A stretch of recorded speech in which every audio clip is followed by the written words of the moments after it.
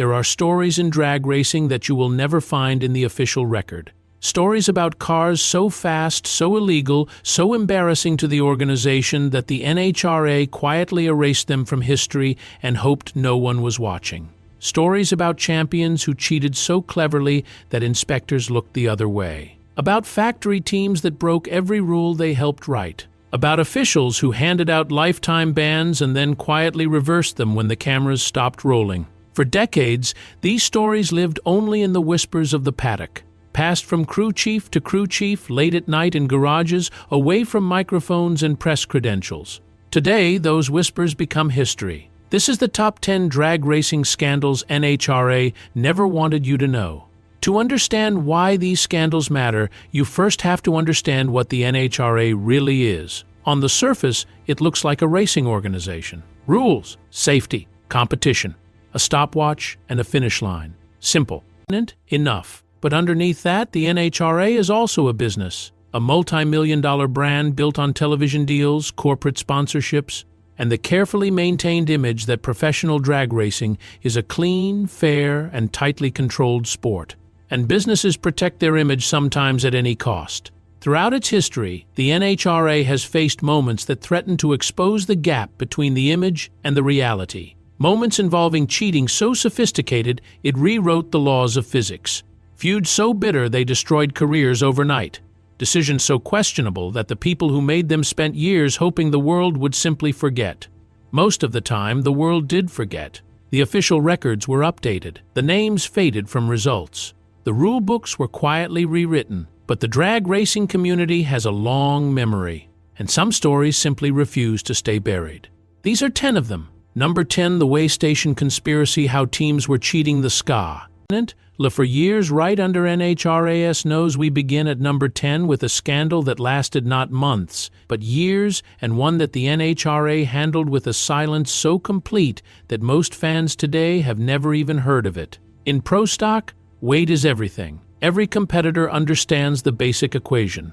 Lighter car plus equal horsepower equals faster car. It is physics. It cannot be argued with. Under NHRA rules, every pro stock car had to meet a minimum weight requirement at the official scale before each race. Heavier cars were disadvantaged. Lighter cars had an edge.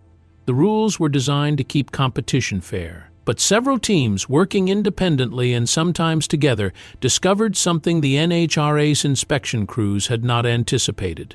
By positioning the car slightly off-center on the scale front wheels, angled at a calculated degree, chassis weight deliberately unbalanced, a team could shift enough reading off the official measurement to run lighter than the rules P. Admitted, not by much. A few pounds here, a few pounds there. Individually meaningless. Cumulatively, over a full race weekend, it was the difference between winning and losing. Other teams went further still. Ballast weights were hidden in brake fluid reservoirs, tucked into secondary fuel line cavities, stored in locations that were filled at weigh-in and quietly drained before the run. The NHRA eventually discovered what was happening when their own officials noticed inconsistencies between pre-race and post-race weights on cars that had made no visible changes during the event. Their response told you everything about how the organization operated. No public announcement. No suspensions named in press releases. No formal acknowledgement that the integrity of multiple race results had been compromised. Instead, NHRA quietly tightened their inspection protocols over the following season. Double-weigh procedures were introduced. Off-center scale readings became grounds for immediate diagnosis and qualification. The problem was addressed, but the history was never corrected. And the race results from those years' results that may have been achieved on cars running illegally light remain in the record books today, exactly as they were written. Number 9, the Darrell Alderman drug investigation, when Pro Stock's biggest star faced a lifetime ban and the NHRA went silent in 1991. Darrell Alderman was the most dominant driver in Pro Stock. Not just competitive, not just excellent. Dominant in a way that made people uncomfortable. 11 wins in a single season. 11. Behind the wheel of his Mopar Dodge, Alderman was running numbers that seemed almost too consistent, too perfect, too precisely on the edge of what was physically possible.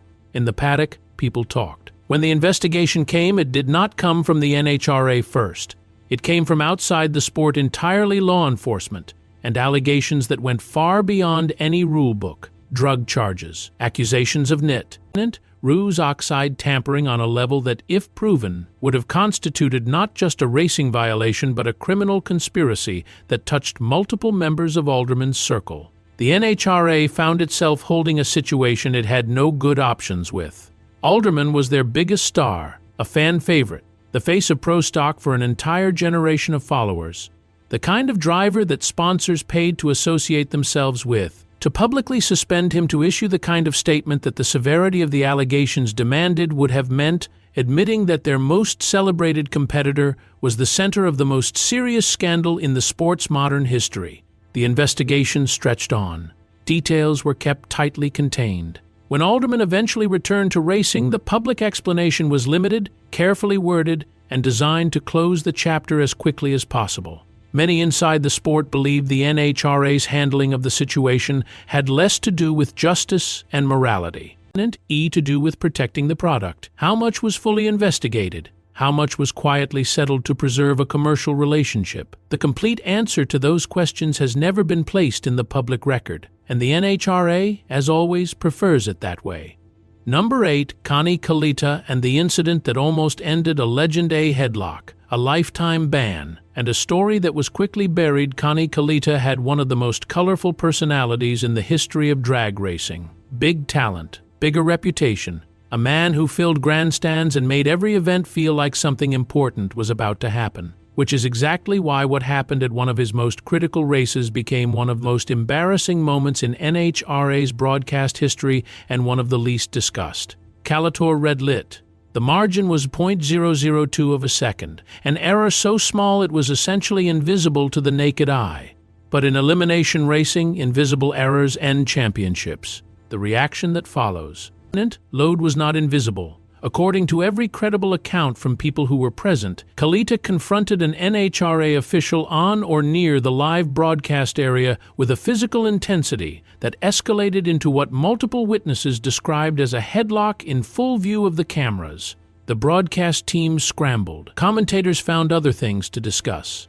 The official camera angle shifted. NHRA's response came within hours. A lifetime ban, the most severe sanction reserved for behavior so extreme that the organization deemed the individual unfit to ever participate in NHRA competition again. But lifetime bans, it turned out, had a negotiable definition. Behind closed doors, away from press statements and public records, discussions took place. The commercial reality of removing Kalitta from the sport was weighed against the principle of enforcing the ban as issued. The calculation was not difficult. Kalitta eventually returned. The official account of the incident was progress. Ively softened in subsequent years until the full-force language of a lifetime ban faded into something that sounded more like a suspension. What the cameras captured that day remains as evidence. What the NHRA officially chose to do with it remains one of the clearest examples of how discipline in the sport has always been applied with one eye on the commercial calendar. Number 7, the Jerry Eckman engine scandal, the cheating so systematic nobody was allowed to discuss it. Jerry Eckman's name does not appear in most drag racing history books. This is not an accident. When NHRA officials conducted a post-run technical inspection on Eckman's pro stock car at a major event, what they found inside that engine bay should have triggered the kind of public announcement that sends a clear message to every team in the sport. What they found was systematic, premeditated, and comprehensive. The engine displacement did not match the declared entry form. The internal components had been modified in ways that went far beyond any interpretation of what the rule book permitted. The fuel system carried specifications that no legal pro stock car was allowed to run. This was not a gray area exploit. This was not a clever loophole. This was organized, deliberate cheating that required weeks of preparation and the coordinated silence of everyone in that garage. The NHRA's decision in response to this discovery defined how the organization would handle similar situations for years afterward. They said nothing publicly. Eckman's career quietly ended. Race entries stopped appearing. The team dissolved without explanation. No suspension notice was published in any official NHRA communication. No press conference.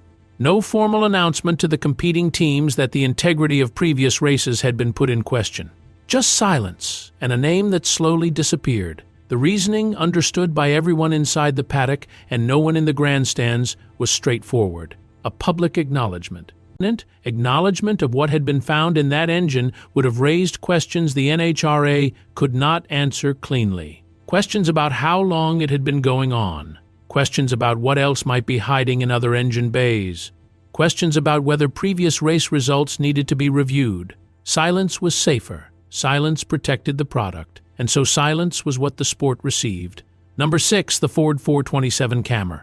The engine too fast to be allowed when NHRA changed the rules mid-season to protect the wrong team in 1965. Ford's engineers built something that fundamentally changed the political landscape of professional drag racing.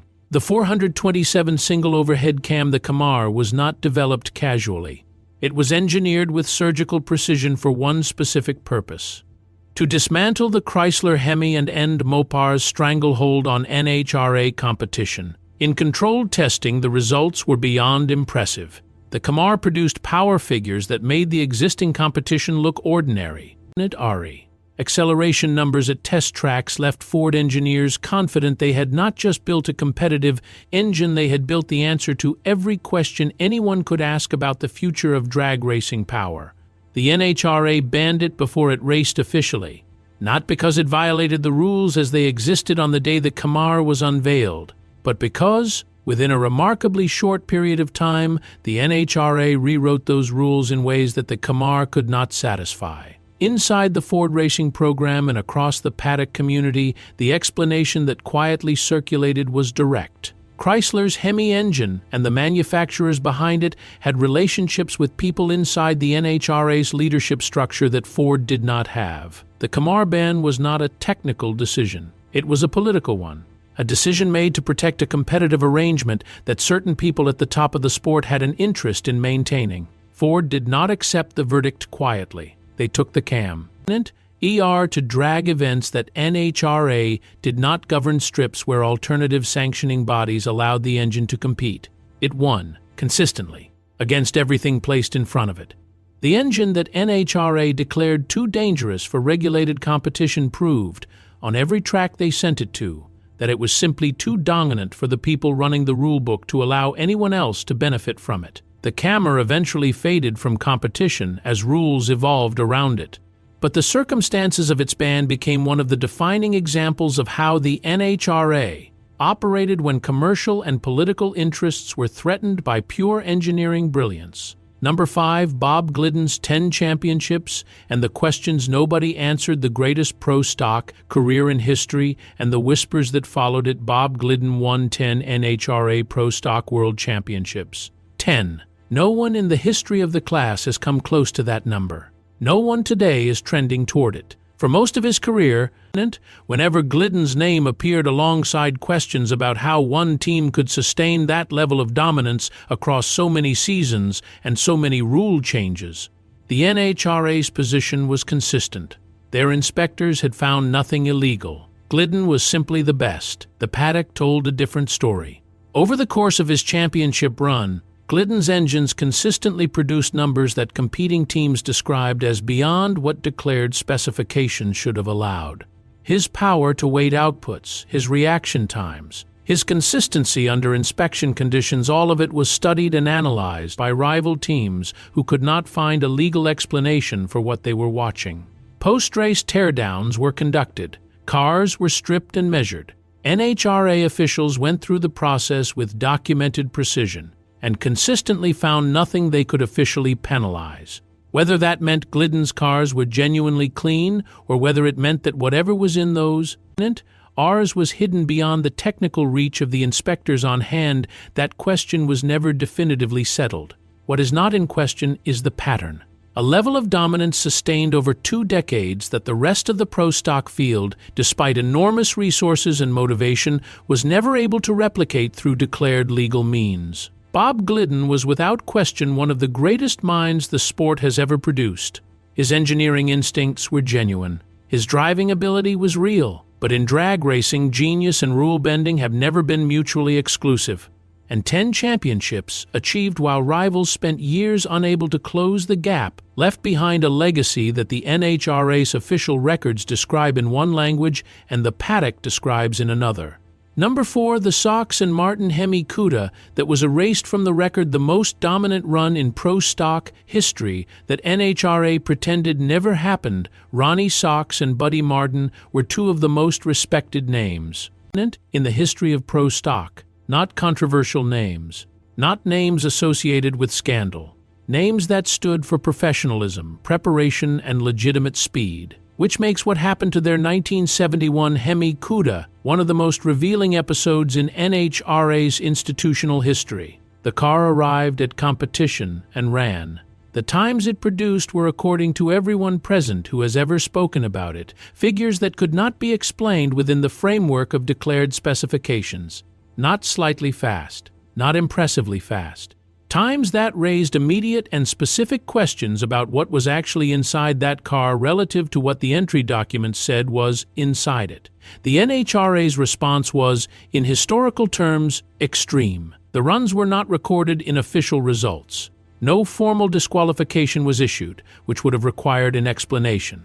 No technical finding was published. The car, simply according to every official document, was not there that day. Sox Martin never received a formal explanation for why their most dominant performance had been removed from competition history. The public never received one either. What made the Dart run those times?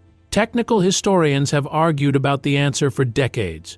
The NHRA's silence on the matter has made certainty impossible. What is certain is that an official organization chose to respond to an unexplained performance not with investigation and transparency but with erasure. And in doing so, they left behind one of the most lasting unanswered questions in drag racing's modern era. Number 3, Bill Jenkins' acid-dipped Camaro. Engineering genius or fraud? The car that won twice before anyone understood what they were looking at, B-roll. 1967-68 Camaro drag racing, Bill Jenkins team footage. Bill Jenkins read rule books the way lawyers read contracts.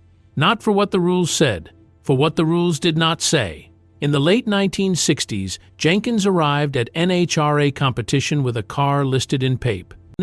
Our work as a 1968 Chevrolet Camaro. The paperwork was not entirely accurate. What Jenkins had built through a process that the NHRA had no specific rule against at the time was a 1967 Camaro body that had been subjected to a full acid-dipping treatment. The process involved submerging body panels in a chemical bath that stripped the metal down to a thickness far below factory specification. The result was a car that weighed dramatically less than any 1968 Camaro that had ever rolled off an assembly line. The body had then been modified through careful fabrication to pass visual inspection as the 1968 model year. It was declared as, to the eye, a Camaro. To the scale, something that defied explanation. The car raced. It won. It raced again. It won again. And then NHRA officials, working backward from performance data and scale weights that did not match factory specifications, began to understand what they were looking at. The ban came immediately. But the damage to NHRA's credibility. Why arrived first? Their own inspection process, the process they told every team, every competitor, every sponsor was the foundation of fair competition, had been operating for multiple race events without detecting a car that was fundamentally not what it was declared to be. Jenkins' defense was characteristically blunt. He had done nothing the rule book explicitly prohibited. The acid-dipping process was not listed as illegal because no one at NHRA had thought to list it. The 1967 body, modified to pass as a 1968, satisfied the written test. The NHRA immediately rewrote their specifications. New language was added. New inspection criteria were created. The loophole was closed. But closing a loophole after it has been exploited is an admission that the loophole existed. And in the paddock, Jenkins' acid-dipped Camaro became permanent evidence that the rulebook had been outthought, not broken. Outthought by one man who understood it better than the people who wrote it. Number 2. The 1968 Dodge Hemi Dart. When a factory built a race car and called it a street car, the most brazen abuse of the production car rule in NHRA history, the premise of pro stock has always been straightforward. These are production cars. Modified, yes. Prepared for racing, certainly. But fundamentally based on automobiles that real people could walk into a dealership and buy.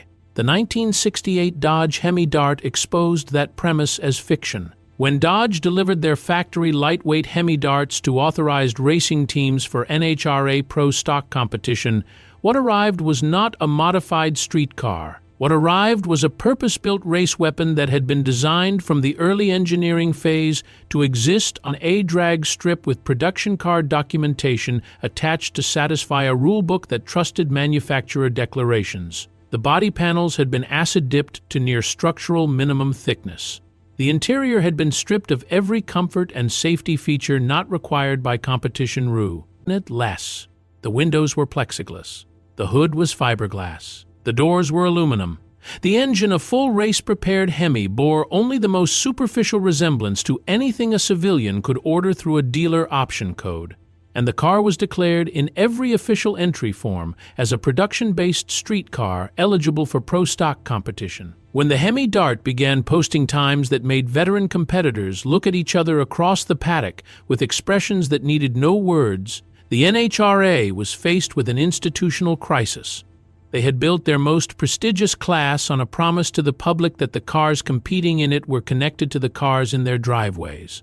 The Hemi Dart proved that manufacturers would push that connection as far as chemistry, paperwork, and the honor system would allow, and that the NHRA had no mechanism, no independent verification process, no third-party manufacturing audit to stop them.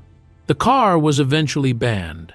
Rules were rewritten. The production car standard was tightened with new specific language designed to prevent exactly what Dodge had done. But every race the Hemi Dart competed in before the ban had been run under false pretenses, and the NHRA's response ensured that the public would never fully understand how thoroughly the premise of their sport had been exploited by one of its own factory partners. Number 1, the NHRA versus Bill Jenkins.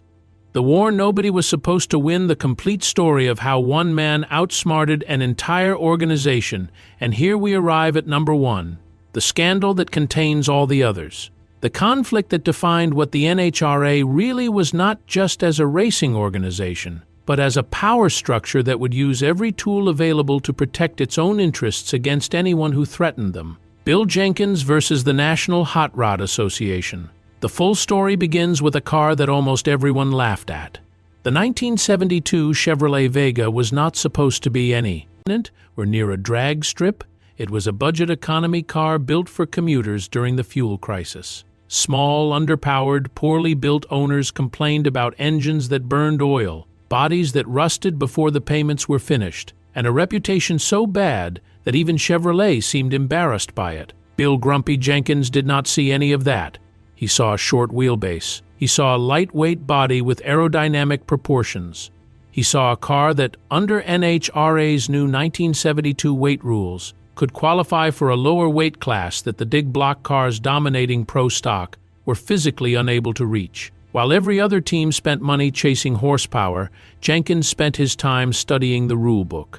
What he built in his Pennsylvania shop was Grumpy's Toy 9, a machine that used the Vega's body panels as a shell around a near-complete racing chassis, tube frame construction, McPherson strut front suspension, a Dana 60 rear axle, headers that exited through the fenders like nothing anyone in pro stock had ever seen, and a 331 cubic inch small block producing numbers that the big block teams, with all their displacement advantage, found themselves unable to match through dead weight and brute force. When Jenkins rolled the Vega into the inspection bay at the 1972 Winter Nationals, NHRA officials surrounded it within minutes. They did not like what they saw. The headers were called illegal.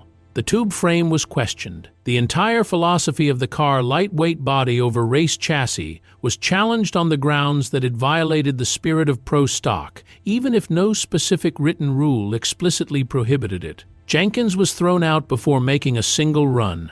He did not leave. Through the night, working with his crew and his header supplier, Jenkins made the modifications the officials demanded. He came back the next morning, compliant on the specific points they had raised, and completely unchanged in everything that made the car devastating. The Vega qualified, wide 17th. The paddock still thought it was a joke.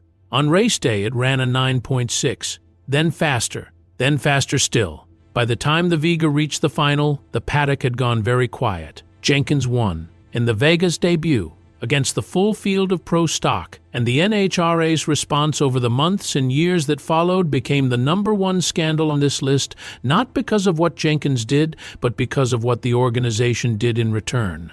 Rule changes appeared targeting the Vega's weight classification. Documentation requirements were added specifically for cars of its type. Inspection criteria were revised in ways that created additional hurdles for Jenkins and his team that did not apply with equal force to factory-backed programs. Jenkins complied with every new rule, built another Vega, won again. The NHRA rewrote the rules a second time.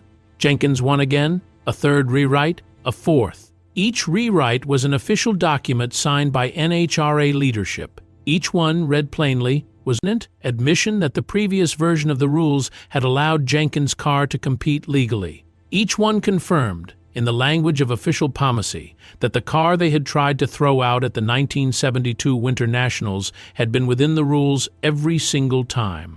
Bill Jenkins forced the most powerful organization in drag racing to rewrite their own rule book 4 separate times. He never cheated. He never violated a rule as written. He simply understood those rules more thoroughly than the people who created them, and he refused to stop winning until the organization acknowledged it. Grumpy Jenkins passed away in 2012. His Vega, the car that NHRA officials tried to turn away before its first run, the car that embarrassed factory teams and organizational pride alike, stands today in the history of pro stock as one of the most important machines ever built. Not because it was the fastest, because it proved that in drag racing, as in most things, the smartest person in the room does not. And often we don't have the biggest engine. Sometimes they have a rule book, a legal pad, and a very long memory. 10 scandals. 10 moments where the gap between what the NHRA presented to the public and what actually happened behind the pit walls became too wide to ignore. From weight scales that were gamed for years without consequence to factory cars that were never street cars, to one Pennsylvania engineer who made an empire rewrite its own rules 4 times just to try and slow him down. These stories were buried for different reasons, some because they were embarrassing, some because they were commercially inconvenient, some because the people involved were too important to the sport for the organization to confront them honestly. But the community that loves this sport never forgets. Every time a team finds a loophole, the ghost of Jenkins' Vega is in that conversation. Every time an inspector passes a car too quickly, the ghost of the Hemi Dart is in that garage. Every time a ban gets quietly reversed, Kalitta's story is part of the reason. These scandals did not weaken drag racing. In many ways, they made it what it is.